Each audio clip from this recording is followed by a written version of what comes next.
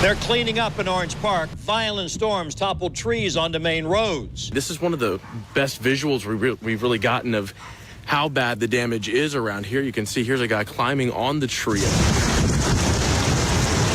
One viewer took us through her yard where a flagpole was knocked down by the winds, and at the Clay County PAL building, the roof caved in. You're looking live now at just one of the giant trees that came down during the storm that hit Orange Park particularly hard. The good news, there are no reports tonight of injuries. A lot of you want to know, was this a tornado? That is under investigation right now by the National Weather Service. And we've been getting email after email from you tonight showing us the damage you're seeing in your neighborhood. So we learned 40 homes have been damaged. Besides the mess, another headache some of you are dealing with tonight is power outages. A viewer sent us this picture of some trees that fell on power lines in the Grove Park neighborhood. We just checked. There are 5,100 Clay Electric customers in the dark right now. There are just under 1,000 JEA customers in the same predicament. More of you are seeing things like this. One viewer sent us this photo of a tree that came down and blocked the parking lot at Victoria at Orange Park Apartments.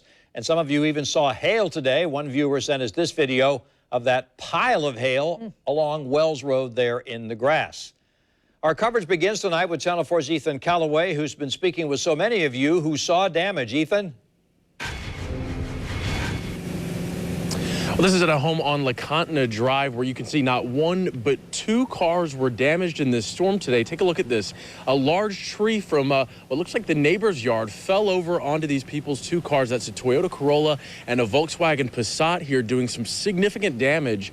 This is really what they've seen across this neighborhood today. A lot of trees down, a lot of debris, and a lot of that damage done to those vehicles. Now, this is what it looked like just a few minutes ago on Wells Road, where there are so many businesses and restaurants. You can see power still out and debris down. That is the case right now. A large tree also fell over onto the front of a home back here in the neighborhood with roots and grass ripped up. Again, that is a common sight throughout these neighborhoods throughout Orange Park. Another tree fell into the driveway of a house that saw a lot of damage around it. One of the trees in their backyard fell away from the home and onto the back fence, damaging it. The homeowner there says they were lucky during Hurricane Matthew, and they actually got lucky again with this storm. No damage to their home. Power outages and some flooding remain here in Orange Park across this area. I did speak with two people who live in the area who described what it was like as the storm moved through today.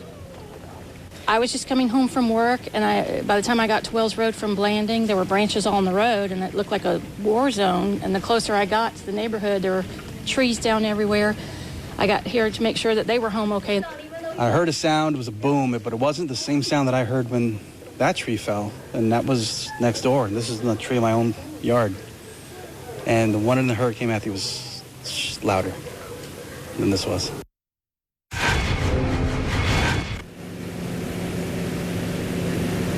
Now, all of the people we spoke with today say this only lasted about 3 to 4 minutes, and then the worst of the storm was over. Still, though, they say it was terrifying. All of the people who experienced it, they said they thought a tornado was moving through.